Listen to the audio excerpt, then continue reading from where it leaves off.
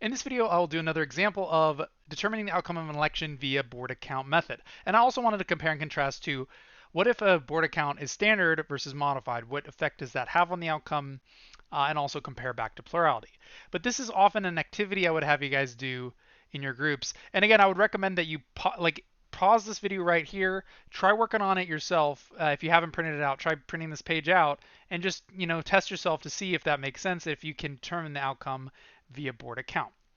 But this is an example which, well, this is not a real example, but it's taken from the Cy Young Award, which is a real award in baseball where they determine the outcome of who's going to win the Cy Young Award. Uh, they actually use this exact modified Borda count system. So we can kind of practice with some real data.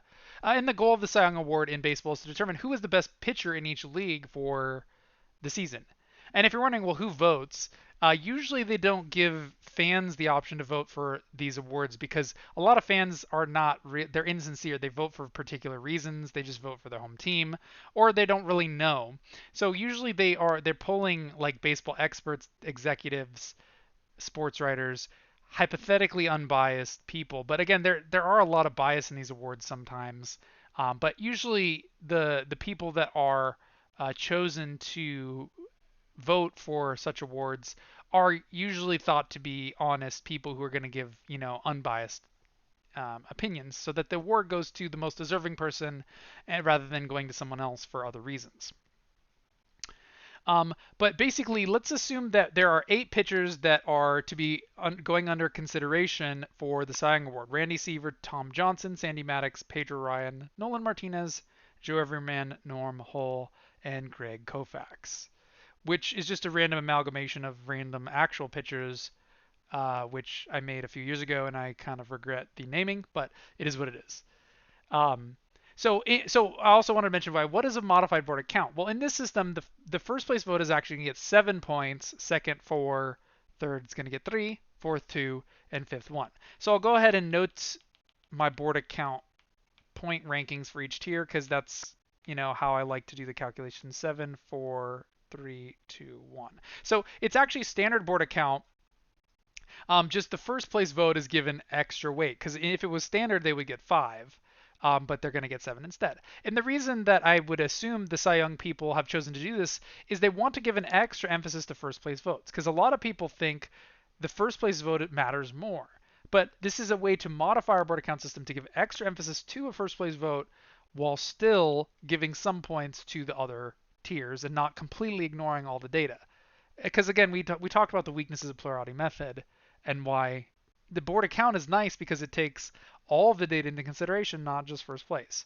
But this is a way to emphasize a first place vote. And for awards like this makes sense because we often, we want to know who's the best pitcher. So we like whoever the sports writer think is the best should have a little extra weight, and but we shouldn't necessarily ignore the overall rankings at the end of the day. So let's go ahead and figure this out.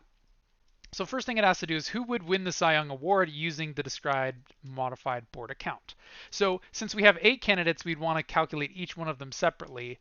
But what I'm going to do to save a little bit of time here is just calculate the ones that have a chance. So let's start with the people that have a lot of first place votes. Let's start with Pedro Ryan and see what his Borda count total would be. So Pedro Ryan is going to have, it looks like he has 10 first place votes, which are worth 7 points. It looks like he has 6 second place votes worth 4 points. It looks like he has 2 third place votes worth 3 points. 4 fourth place votes worth 2 points. And 2 fifth place votes worth 1 point. And we can again see why we want to make sure the last place has points because here it's truncated. There's technically 8 options, but we're only the voters were only allowed to select 5. And we could then add all those up. That's going to be 70 plus 24, 94, plus 6, 100, 108, 110, I believe will be Pedro Ryan's total. And then we want to check, okay, what about the other candidates and see how many they would end up with. So we could then do Sandy Maddox. I'll go ahead and circle him in, let's say, yellow. just to get a better sense of where he is. And actually noticing if I'm looking at Sandy Maddox here, he's actually not on all the ballots. So he wasn't even ranked on some of them.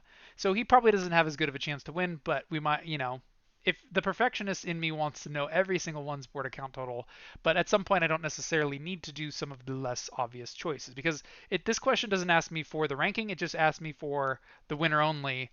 And if they're obviously not going to win, I don't necessarily need to bother doing the math. But Sandy Maddox also has 10 first place votes, each worth 7 points. Then he had 3 fourth place votes worth 2 points, and 1 last place vote worth 1 point. So that's going to be 70 plus 6 plus 1 is 77. Definitely not going to beat Pedro Ryan here. Then we can move over to Joe Everyman, JE. He has a total of 10 first place votes. Let's make sure I'm just going to circle them all first and then I can count them later. It looks like he appears on all the ballots, so he's likely to be high in the rankings. And he has a lot of first place votes, but let's go ahead and do the board of math. So 10 first place votes comes in at 7 points each.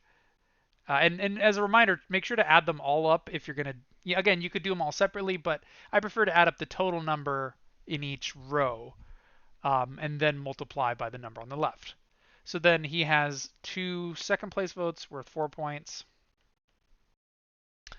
No third place votes, 17 fourth place votes worth 2 points, and then 4, 6, 7 last place votes worth 1 point, and that's going to add up to 78. I'm just going to do this one in my calculator because there's only so much space in my brain right now. And that would be 119 for Joe Everyman, who takes the lead over Pedro Ryan. But we don't want to necessarily end our math here. So we could then look at norm hole. Actually, just by looking at it, norm hole is missing on all the ballots. I don't really think he's going to be anywhere close, so I'm going to go ahead and skip him. We could look at Nolan Martinez. I'll circle him in purple. And it looks like he's probably not going to win either. No, not even close. So I'm going to skip him. But actually, one other one I wanted to make sure I did not forget about is Randy Seaver. Because actually, if I'm looking at Randy Seaver, notice that he's actually on all of the ballots. He just did not have any first place votes. And so let's go ahead and just look at his calculation, even though he's still probably not going to win, especially due to the rank, the 7-point nature of the modified system here. But I'm going to go ahead and do Randy Seaver as well. So he had 0 first place votes. He had 8, 11, 13 second place votes worth 4 points each. Then he had 9, 13, 15, 16 third place votes worth 3 points. Then he had 6, 7 fourth place votes worth 2 points. And tallying that up, 13 times 4 plus 16 times 3 plus 14 is going to be 114. So he actually came pretty close, and I'm glad I actually was, did not overlook him. And I think we can skip Greg Koufax and Tom Johnson because they're not even close either. And again, this is totally fictional data just to pose an example for you guys, but this is exactly how the Cy Young Award works. And we decide the winner based on who had the most points, so it looks like Joe Everyman is going to be our Cy Young Award winner for this award. So, but basically, there's a couple other parts of this question that I want to look like. Again, feel free to pause this if you want to work on them on your own and try them before. But another question would be, how would this change if we were doing a standard Borda count, or what if we were doing plurality? What would be the difference in the outcome? And one thing that I wanted you to notice is that If we the only difference between a standard board account and a modified is the point system. So like I could kind of imagine how this would change if I just shift this from 7 down to 5. And if I'm looking at all the math I did, really the only thing that would change in each of these cases is the amount of points that went to the first place votes in each of those categories. And actually, since Randy Seaver did not have any first place votes, all of those votes, he was in pink here. It's kind of hard to tell the difference between pink and red, but those votes will all retain the same amount of points. So Randy Seaver would actually keep his point total of 114 if we were to revert to a standard board account instead. So if we were just doing a standard board account, Randy Seaver is going to be unchanged. But if we were to change the rest of them, notice that each of them had 10 votes, and they would each be losing 20 total points. Because if we're changing it from 7 to first down to the standard 5, each of those numbers would change to 5 instead, and instead of being 70, it would be 50. So basically, I'm going to subtract 20 points from the rest of them because, and this is really looking more in detail than I would ever have you do on an exam. It's just I think it's kind of fun to look at and help understand the difference between a standard and a modified board account. But basically, Pedro Ryan would end up with 90 points. Sandy Maddox should wind up with 57, and Joe Everyman should wind up with 99 if it was a standard board account instead. And what I wanted you to notice is notice it actually changes the outcome. So changing the weights, and this is not, I guess this is fairly obvious, but changing the type of points you're assigning to each category can affect the outcome as well. It's not like even though we're literally running the same method, just changing how the math is working is obviously can change how who would win the Cy Young. And notice that in this circumstance, Randy Seaver would have won instead. And been elected the Cy Young if they chose to use the standard board account. So obviously, you want to. This is something if you were holding an election, you'd want to think about. Well, do I want to modify it or not?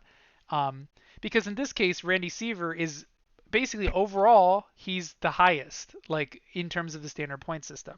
But if we want to weight first place votes mattering more, which the Cy Young people obviously do, then there's a different outcome, and it's closer to plurality. And lastly, if we were to just look at plurality, that's the simplest system of all, where we're just only looking at first place votes for our outcome. That would have been a three-way tie, right? Because Pedro Ryan had 10 first place votes, as did Sandy Maddox, as did Joe Everyman. And this kind of illustrates the issue with plurality is it would have been a three-way tie here between those three candidates. And notice that, like, well, like Joe Everyman would have won under the modified point counter, but like plurality doesn't necessarily align with board account at all because Randy Seaver would have won a traditional board account instead. And so basically, notice there's a lot of different types of outcomes, and this is the issue that I am that we're presenting in chapter 1 as kind of a big thing is there's a lot of different ways of determining the outcome, and the math is really at play in a lot of them.